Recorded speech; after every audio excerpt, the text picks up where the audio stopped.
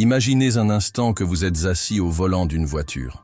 Vos mains touchent le volant, vos pieds appuient sur les pédales, et vous avez le sentiment d'avoir pleinement le contrôle du trajet. Mais soudain, vous remarquez quelque chose de troublant. Les itinéraires sont déjà tracés, les virages déjà prévus, les chemins déjà suggérés par un système de navigation interne que vous n'avez jamais programmé. Qui conduit réellement? Vous, avec votre conscience vigilante, ou cet étrange pilote automatique, invisible, qui semble en savoir plus sur votre vie que vous-même? Cette métaphore n'est pas seulement une provocation philosophique, c'est le drame silencieux qui accompagne chacun d'entre nous. La lutte entre le sentiment d'autonomie et la découverte que beaucoup de ce que nous sommes et faisons est dictée par des mécanismes occultes, cachés à un niveau que nous osons rarement sonder. Combien de fois vous êtes-vous demandé « Pourquoi ai-je pris cette décision ? Pourquoi est-ce que j'ai peur ? Pourquoi est-ce que je répète les mêmes erreurs, même quand je me promets de ne pas le faire ?» Ces questions nous hantent, révélant que nous ne sommes peut-être pas aussi libres que nous le croyons. C'est là qu'intervient un personnage singulier, un explorateur de l'invisible, quelqu'un qui a osé descendre dans les profondeurs de l'esprit et faire remonter à la surface des cartes de territoire que personne ne savait même nommer. Le XXe siècle a vu naître de nombreux génies, mais rares sont ceux qui ont eu le courage de franchir la frontière entre science et mystère, comme Carl Gustav Jung. Il ne s'est pas contenté d'analyser des symptômes ou des comportements. Jung a voulu déchiffrer le langage secret de l'âme, comprendre ce navigateur occulte qui guide nos vies sans demander notre permission. Mais avant de parler de ces découvertes, nous devons nous attarder sur un détail essentiel. Que se passe-t-il lorsque nous ne connaissons pas ce système qui guide nos choix? Que se passe-t-il lorsque nous suivons un chemin prédéterminé, sans savoir s'il nous mènera à la réalisation ou au désastre? Imaginez que vous voyagiez à travers le monde avec un GPS défectueux. Il peut vous mener à une destination sans intérêt, ou pire, à une impasse. L'esprit fonctionne de manière similaire. Ignorer ces recoins obscurs, c'est prendre le risque de construire une vie basée sur des illusions, des refoulements et des répétitions inconscientes. Et c'est là qu'apparaît le premier micro-conflit. Si nous ne sommes pas vraiment en plein contrôle, dans quelle mesure nos choix sont-ils les nôtres? Combien de relations, d'emplois ou de rêves ne sont que des réponses automatiques à des traumatismes, des croyances héritées et des schémas que nous n'avons jamais remis en question? Jung croyait que la plus grande tragédie de l'être humain n'était pas l'ignorance du monde extérieur, mais l'ignorance de soi-même. Car comment suivre une route sans même connaître la voiture que nous conduisons? Cette réflexion nous amène à un autre point fascinant, la dualité entre ce que nous montrons et ce que nous cachons. Pensez au nombre de fois où vous avez ajusté votre attitude, vos paroles ou même vos opinions uniquement pour vous adapter à un environnement social. Ce masque, qui semble inoffensif, n'est que la partie émergée de l'iceberg. Et la question inévitable est, qui sommes-nous vraiment lorsque tous les masques tombent? Si l'esprit est un logiciel fonctionnant sur un matériel encore plus complexe, Jung a été l'un des premiers à comprendre que ce programme n'a pas été écrit uniquement par nos expériences individuelles. Il est tissé par des siècles d'histoires humaines, de symboles répétés dans les mythes, les rêves et les rituels qui se répètent comme des modèles cachés dans différentes cultures. C'est comme si chacun de nous portait en lui non seulement une biographie personnelle, mais aussi la mémoire invisible de l'humanité tout entière. Cette idée, à la fois troublante et fascinante, remet en question tout ce que nous croyons savoir sur l'identité. Mais revenons au conducteur invisible. Il n'est ni un ennemi, ni un guide bienveillant. C'est un champ de force qui peut autant nous libérer qu'il peut nous emprisonner. La grande question est la suivante. Serons-nous capables de le comprendre et d'apprendre à dialoguer avec lui? Ou passerons-nous toute notre vie à croire que nous sommes aux commandes, alors qu'en réalité nous ne faisons que suivre des ordres silencieux dont nous ne savons même pas d'où ils viennent? Chaque fois que nous répétons une erreur, chaque fois que nous ressentons une impulsion inexplicable, chaque fois que nous sommes confrontés à un rêve qui semble plus réel que la veille, elle-même, ce navigateur caché se révèle. Il nous rappelle que derrière ce que nous appelons la conscience se cache un océan de forces inexplorées. Jung a osé plonger dans cet océan. Mais la question qui reste est, qu'a-t-il trouvé là-bas? Et que nous apprennent ces découvertes sur nous-mêmes?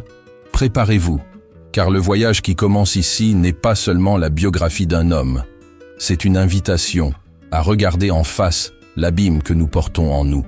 Une invitation à défier le pilote automatique et, qui sait, à enfin prendre le volant de notre propre vie. Carl Gustav Jung est né en 1875 dans une petite ville suisse appelée Kesswil. Le cadre semblait paisible, mais derrière ce paysage tranquille se cachait une enfance marquée par la solitude, le silence et le sentiment constant de ne pas être à sa place. Son père était un pasteur rigide, plongé dans ses obligations religieuses, et sa mère, une femme excentrique, souvent en proie à des épisodes de dépression et à des visions spirituelles qui effrayaient le garçon. Imaginez grandir dans une maison où le monde adulte était divisé entre la rigidité de la foi et le mystère des voix et des présences invisibles. Pour un garçon introspectif, c'était à la fois un fardeau et un éveil précoce. Dès son plus jeune âge, Jung ne semblait pas être un enfant comme les autres. Alors que ses camarades jouaient en groupe, il s'isolait. Il créait des personnages imaginaires, inventait des univers et se réfugiait dans des mondes intérieurs qu'il était le seul à habiter. Si vous avez déjà été cet enfant qui préférait observer en silence pendant que les autres parlaient fort ou qui trouvait du réconfort dans les livres, les dessins ou les jeux solitaires, vous comprenez peut-être ce que Jung ressentait. Il était spectateur de sa propre vie, quelqu'un qui, dès son plus jeune âge, s'était habitué à analyser les adultes qui l'entouraient comme s'ils étaient les pièces d'un grand puzzle. Mais il y avait aussi une profonde angoisse. Jung avait des difficultés à l'école et, pour échapper aux pressions et aux critiques, il est même allé jusqu'à s'évanouir volontairement devant la classe. Ce geste dramatique n'était pas seulement une mise en scène enfantine. C'était le cri silencieux de quelqu'un qui ne supportait pas le sentiment d'inadéquation. Combien d'entre nous n'ont jamais souhaité simplement disparaître des situations dans lesquelles nous nous sentons incapables ou jugés? Ce détail de l'enfance de Jung touche profondément, car il traduit quelque chose qui traverse les générations. La lutte contre le poids des attentes. C'est dans ce contexte qu'un tournant s'est produit. Préoccupé par l'avenir de son fils, le père de Jung l'a confronté, lui faisant clairement comprendre qu'il ne pouvait pas continuer sur cette voie d'évasion et de fragilité. Et c'est comme si ce choc avait réveillé en lui une force endormie. Soudain, le garçon qui fuyait les études s'est plongé dans les livres avec une soif insatiable. Il a commencé à explorer la philosophie, les religions anciennes, la littérature et les sciences. Plus que des notes, il cherchait des réponses. Il voulait comprendre ce qui se cachait derrière le monde visible. Il voulait déchiffrer la logique invisible qui régissait tant les âmes humaines que les mystères du cosmos. Ce changement n'était pas seulement un bond en avant sur le plan scolaire. Il a prouvé que l'esprit humain est capable de se réinventer lorsqu'il trouve un but. Et c'est là qu'apparaît un parallèle avec notre propre vie.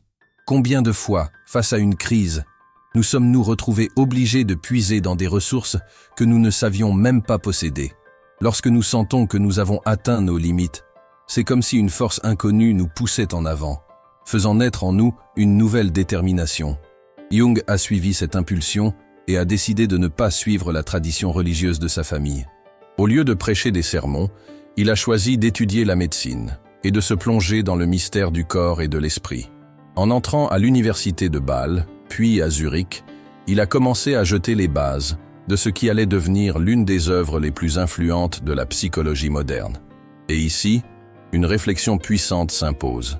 Si Jung avait suivi la voie que l'on attendait de lui, nous n'aurions peut-être jamais eu ces idées sur l'inconscient, les archétypes et l'individuation.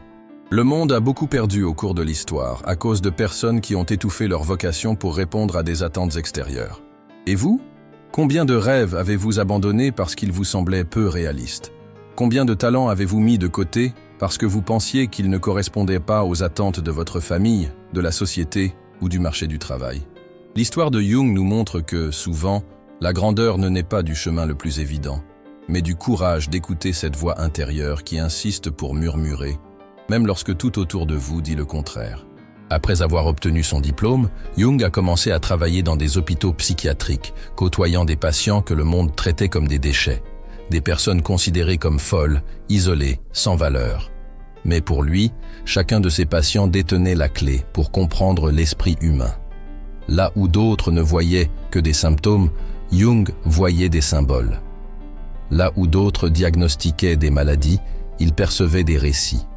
Et c'est au contact de ces personnes qu'il a commencé à développer la capacité de voir l'inconscient comme une carte vivante, remplie d'histoires et d'images qui demandaient à être interprétées. Cette attitude, qui consiste à regarder au-delà des apparences, est quelque chose que nous pouvons appliquer à notre quotidien. Combien de fois jugeons-nous quelqu'un sur son comportement, sans même imaginer la complexité des douleurs, des souvenirs et des rêves que cette personne porte en elle? Jung nous apprend à nous méfier des apparences, à percevoir qu'il se passe toujours plus de choses dans les coulisses de l'esprit humain, y compris dans le nôtre. Son parcours, depuis son enfance solitaire jusqu'à ses premiers pas en tant que médecin, portait déjà une leçon claire. La douleur peut se transformer en curiosité, l'isolement peut devenir sensibilité, et le rejet peut s'épanouir en force créative. Mais pour cela, il faut avoir le courage d'affronter ses propres faiblesses comme faisant partie du processus et non comme une condamnation. Et si, jusqu'à présent, vous vous êtes identifié à une partie de cette histoire, c'est parce que Jung n'est pas seulement un personnage du passé. Il est un miroir. Le garçon solitaire qui est devenu un génie est, dans une certaine mesure, le reflet de notre propre parcours de transformation. Si ce récit a trouvé un écho en vous et vous a incité à réfléchir à votre propre vie, je vous invite à poursuivre cette série avec moi. Nous allons explorer de plus en plus profondément les labyrinthes de l'esprit humain, les batailles invisibles que nous menons contre nous-mêmes et les chemins que Jung a ouverts pour que nous puissions comprendre qui nous sommes vraiment. Lorsque Jung a rencontré Freud en 1907, ce n'était pas seulement une rencontre entre deux intellectuels. C'était comme si deux plaques tectoniques s'étaient heurtées, générant suffisamment d'énergie pour remodeler tout le terrain de la psychologie. Ils ont discuté pendant 13 heures sans interruption. Imaginez le magnétisme de ce dialogue.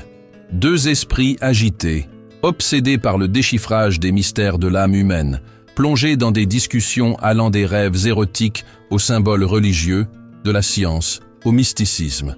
C'était plus qu'une amitié intellectuelle. C'était le sentiment qu'ensemble, ils pouvaient réécrire la carte de l'esprit humain. Mais deux personnalités aussi intenses pouvaient-elles coexister longtemps? Ou étaient-elles, dès le début, destinées à s'affronter? Freud était déjà consacré, considéré comme la figure centrale de la nouvelle psychanalyse. Jung, en revanche, était le jeune homme brillant, prometteur, l'héritier potentiel. La relation était toutefois déséquilibrée. Freud assumait le rôle de père intellectuel, tandis que Jung gravitait autour de lui comme un disciple. Cette dynamique a nourri la relation pendant un certain temps, mais elle a également semé les graines de la rupture. Après tout, quel esprit créatif accepte de rester éternellement dans l'ombre d'un autre? Il est curieux de penser que Freud croyait avoir trouvé en Jung la pièce maîtresse pour légitimer ses idées. Freud était juif et souffrait d'une forte résistance académique à cause de cela. Avoir Jung, suisse, protestant, jeune, respecté, était comme placer un bouclier protecteur face à la critique internationale. Jung, pour Freud, n'était pas seulement un allié, il était l'espoir d'immortaliser son œuvre. Mais Jung ne voulait pas être l'ombre, il voulait être la lumière. C'est là qu'apparaît une rupture dans le schéma habituel. Et si l'amitié qui semblait être le début d'une révolution intellectuelle était en fait le prélude à un duel épique. Au fur et à mesure que les deux hommes voyageaient ensemble, analysant des rêves et élaborant des théories, de subtiles différences ont commencé à émerger. Pour Freud, l'inconscient était essentiellement un dépôt de désirs refoulés, avec un accent particulier sur la sexualité. Pour Jung, cette vision était trop limitée. Il croyait que l'inconscient n'était pas seulement un grenier de frustration, mais un océan symbolique, rempli d'images universelles qui portèrent la mémoire de toute l'humanité. Cette divergence peut sembler technique, mais elle avait quelque chose d'explosif. Freud voulait une science dure, une théorie qui sonnait clinique, concrète. Jung, en revanche, flirtait avec la religion, la mythologie, les symboles archétypaux. Pour lui, la psyché n'était pas seulement un mécanisme biologique, c'était aussi une expérience spirituelle. Et voici la question qui change le cours de l'histoire. Comment deux hommes pouvaient-ils cheminer ensemble si l'un voyait l'esprit comme une machine et l'autre comme un mystère? Le conflit s'intensifia lorsque Jung commença à publier ses propres idées, de plus en plus éloignées de la vision freudienne. Freud, se sentant trahi, se mit à le traiter avec sévérité, comme un père qui voit son fils désobéir. Jung, quant à lui, ne supportait plus le poids de cette hiérarchie, et ce qui était auparavant une admiration mutuelle se transforma en ressentiment silencieux. En 1912, la rupture est devenue inévitable. Jung a publié « Symbole de la transformation », un ouvrage qui consolidait sa propre vision de la psychologie. Freud a réagi durement, le considérant comme un hérétique intellectuel. Le lien émotionnel qui les unissait, aussi intense qu'une amitié, aussi conflictuel qu'un mariage, s'est rompu. Et c'est à la suite de cette rupture que Jung plongea dans l'une des phases les plus sombres de sa vie. Maintenant, réfléchissez. Combien de fois dans notre parcours avons-nous besoin de rompre avec ceux que nous admirons le plus pour enfin trouver notre voie? Combien de fois la douleur de la séparation est-elle en fait le coup de pouce nécessaire à la naissance de notre véritable identité? Cette période de rupture ne fut pas seulement un éloignement professionnel, ce fut un véritable séisme intérieur. Jung est entré dans une crise profonde, frôlant la folie, plongeant dans des visions, des rêves et des expériences personnelles qui l'ont consumé pendant des années. Mais c'est précisément dans cet abîme qu'il a trouvé les fondements de ses plus grandes idées. L'ombre, l'inconscient collectif, les archétypes. C'est comme si l'effondrement était paradoxalement le fondement de son œuvre. Et c'est peut-être là que réside la grande ironie. Sans Freud, Jung n'aurait jamais été aussi loin. Mais sans rompre avec Freud, Jung ne serait jamais devenu Jung. Cette tension entre admiration et rupture, entre héritage et indépendance, reste un dilemme actuel. Pensez à votre propre vie. Combien de fois vous êtes-vous senti partagé entre honorer les attentes de quelqu'un et suivre la voie qui vous appartient vraiment? Dans quelle mesure l'obéissance est-elle une sécurité? Et dans quelle mesure est-elle une prison? Jung a choisi la deuxième option, même si cela signifiait perdre son mentor, son ami et même sa stabilité émotionnelle. Car, en fin de compte, il y a une vérité qui brûle. Personne ne peut vivre éternellement dans l'ombre d'un autre. Et si, du jour au lendemain, tout ce que vous croyiez savoir sur vous-même commençait à s'effondrer? Et si la confiance que vous aviez en votre esprit, en votre identité, et même en votre place dans le monde, était balayée par une avalanche de doutes, de visions et de voix intérieures qui ne se taisent pas? C'est exactement là où Jung s'est retrouvé après sa rupture avec Freud. Pour beaucoup, une rupture professionnelle pourrait signifier simplement un éloignement ou une frustration. Pour Jung, ce fut le début d'une véritable descente dans les profondeurs de l'inconscient. Entre 1913 et 1918, il a vécu une période de crise si intense qu'il l'appellera plus tard sa confrontation avec l'inconscient. Ce n'était pas seulement de la mélancolie ou de la solitude. C'étaient des rêves vivants, presque des hallucinations, des symboles qui surgissaient comme s'ils voulaient lui dire quelque chose. Jung craignait de devenir fou. Imaginez que vous vous endormiez et rêviez de rivières de sang traversant l'Europe. Et peu de temps après, vous assistiez au déclenchement de la Première Guerre mondiale. Que penseriez-vous? Une coïncidence ou un signe qu'il y a quelque chose en nous qui voit au-delà de la surface? Cette phase n'a pas été marquée par un éloignement du travail intellectuel. Au contraire, Jung a transformé son effondrement en laboratoire. Alors que beaucoup luttent pour faire taire leur voix intérieure, il a choisi de les écouter. Il écrivait, dessinait, dialoguait avec ses propres visions. Le résultat fut un manuscrit énigmatique qui allait plus tard être connu sous le nom de « Le Livre Rouge », une sorte de journal alchimique dans lequel il consignait ses dialogues avec des figures intérieures, des symboles mythologiques et des images qui semblaient jaillir d'une autre dimension. Mais ici surgit un conflit fascinant. Jung ne voulait pas que ce livre soit publié de son vivant. Pourquoi? Craignait-il que le monde le traite de fou? Ou comprenait-il qu'il ne s'agissait pas d'un ouvrage scientifique ordinaire, mais d'une plongée trop intime, trop dangereuse, pour être exposée sans préparation? Ce n'est que plusieurs décennies après sa mort que le Livre Rouge a vu le jour. Et nous y découvrons un Jung vulnérable, parfois perdu, parfois éclairé, mais toujours courageux face à l'abîme que la plupart d'entre nous évitons. Maintenant, arrêtez-vous et réfléchissez. Combien de fois avez-vous été confronté à des aspects de vous-même que vous avez préféré ignorer? Une pensée inconfortable, un désir inattendu, une peur inexplicable. Ce que nous faisons généralement, c'est les refouler au plus profond de nous-mêmes. Jung, cependant, a choisi le contraire. Il croyait que fuir son ombre, c'était se condamner à être gouverné par elle. La seule issue était de l'affronter de front. Au cours de ce processus, Jung a formulé l'une des idées les plus puissantes de son œuvre, l'individuation. Pour lui, le but principal de la vie n'était pas le bonheur ou la réussite extérieure, mais l'intégration. Devenir entier, en réconciliant le conscient et l'inconscient, la lumière et l'ombre, la persona et l'essence. Et voici la question qui nous interpelle.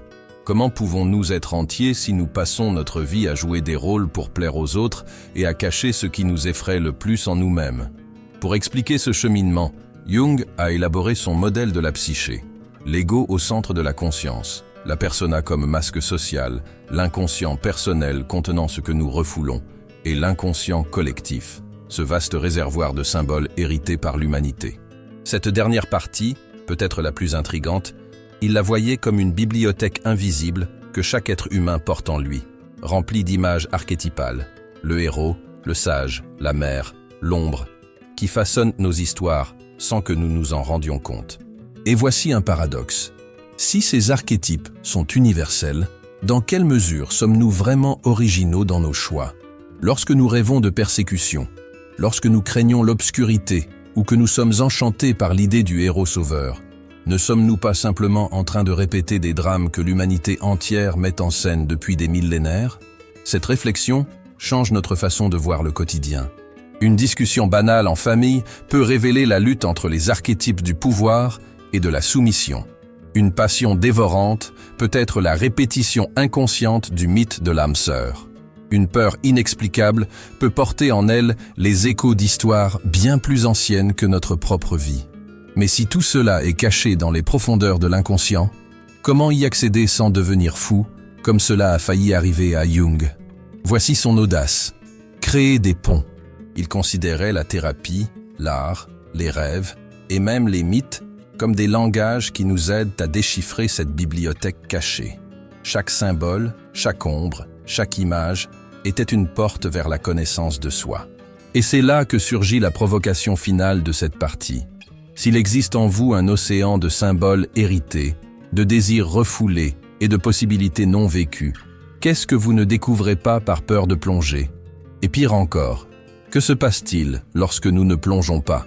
Jung avertissait qu'ignorer l'ombre ne la fait pas disparaître. Cela ne fait que lui donner plus de pouvoir. Ainsi, la descente qui avait commencé comme un effondrement est devenue pour Jung le fondement de sa grande révolution intellectuelle. Il a montré que l'inconscient n'est pas un ennemi à vaincre, mais un territoire à intégrer. Seulement, ce voyage, comme nous le verrons ci-après, a un prix.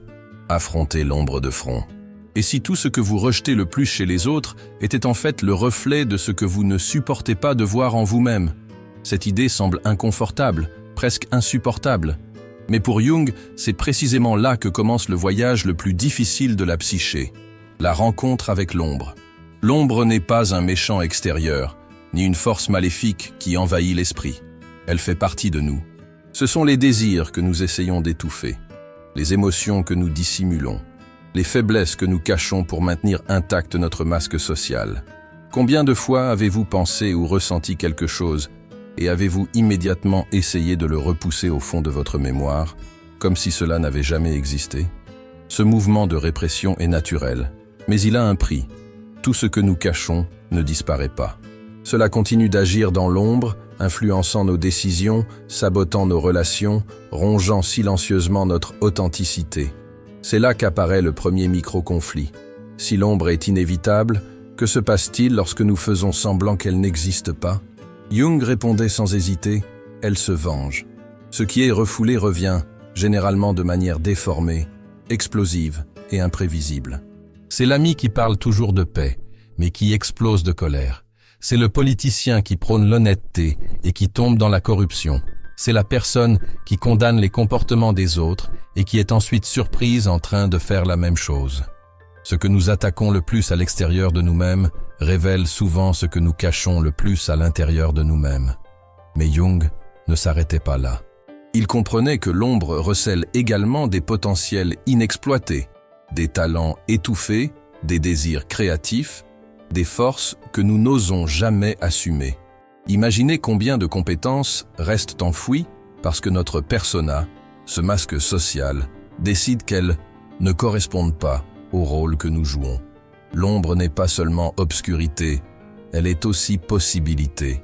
Et dans cette plongée dans l'inconscient, Jung a présenté deux figures encore plus intrigantes, l'anima et l'animus. L'anima représente, pour les hommes, l'ensemble des qualités féminines qu'ils répriment. Sensibilité, intuition, vulnérabilité. L'animus, quant à lui, symbolise chez les femmes les aspects masculins niés. Force, rationalité, fermeté. Ce qui est curieux, c'est que, selon Jung, notre façon d'interagir avec le sexe opposé est fortement influencée par ces images intérieures. Il n'est pas rare que nous projetions sur l'autre exactement ce que nous refusons de reconnaître en nous-mêmes. Maintenant, pensez à vos propres relations. Combien de conflits amoureux ne naissent-ils pas du choc entre ce que nous projetons et ce que l'autre est réellement? Combien de déceptions pourraient être évitées si nous étions capables de réaliser que, souvent, nous n'aimons pas la personne elle-même, mais l'image inconsciente que nous avons d'elle? Ce point nous amène à un dilemme fascinant. Comment avancer dans la vie sans affronter l'ombre, sans intégrer l'anima et l'animus? C'est comme essayer de construire une maison en ignorant les fondations. Tôt ou tard, des fissures apparaissent. Et Jung insistait. Le prix du déni est toujours plus élevé que l'inconfort de l'acceptation. Mais ici se pose la question qui dérange. Auriez-vous le courage de regarder en vous-même et d'admettre non seulement ce qui est beau, mais aussi ce qui est honteux, cruel ou fragile en vous? C'est la tâche de l'acceptation radicale de soi que Jung défendait. Il ne s'agit pas de justifier les erreurs, mais de reconnaître que l'être humain est ambigu, contradictoire, capable à la fois de lumière et d'obscurité. Nier cette vérité, c'est vivre dans l'illusion. L'accepter est le premier pas vers l'intégration et la liberté. Et pourtant, nous fuyons presque tous. Nous préférons projeter, nous préférons blâmer les autres. Il est plus facile de dire « il est arrogant » que d'admettre « il y a aussi de l'arrogance en moi ». Il est plus facile de condamner le péché des autres que de confesser le nôtre. Jung avertissait « tant que l'ombre sera niée, nous vivrons en otage de celle-ci.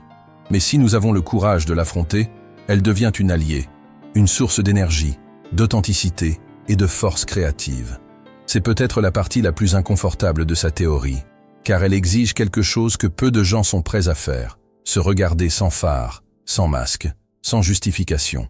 Qui seriez-vous si vous acceptiez de ne pas être aussi bon que vous aimez le penser, si vous acceptiez de porter en vous la même capacité de violence que vous condamnez chez les autres, et, en même temps, que vous avez des talents que vous n'avez jamais exploités par peur de ne pas vous intégrer?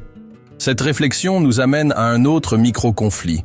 Dans quelle mesure la vie que vous menez est-elle vraiment la vôtre, et non pas simplement le résultat de tout ce que vous avez réprimé et omis d'intégrer? Dans quelle mesure vous êtes-vous déjà trahi, simplement pour maintenir une image acceptable? Pour Jung, la réponse était claire. Il n'y a pas de plénitude sans ombre, et il n'y a pas d'authenticité sans accepter que nous sommes contradictoires. Le processus d'individuation exige de traverser ce territoire obscur, non pas pour s'y perdre, mais pour le reconnaître comme une partie essentielle du tout. Et voici le point crucial qui nous prépare à la prochaine étape. Intégrer l'ombre n'est pas un exercice ponctuel, c'est un combat quotidien. C'est admettre, à chaque geste, que nous ne sommes pas seulement la lumière que nous montrons, mais aussi l'obscurité que nous cachons. Et ce n'est que lorsque les deux se rencontrent que naît la véritable force intérieure. Mais, sommes-nous prêts pour cette intégration? Ou bien, au fond, continuons-nous à préférer l'illusion confortable du masque, même si nous savons qu'il nous coûte notre liberté? La question inévitable est « où tout cela nous mène-t-il » Que signifie réellement affronter l'ombre, reconnaître nos masques et intégrer l'inconscient? Pour Jung, il y avait une réponse claire, mais pas facile, le processus d'individuation. Contrairement à ce que beaucoup pensent, ce n'est pas un idéal inaccessible, ni un état de perfection.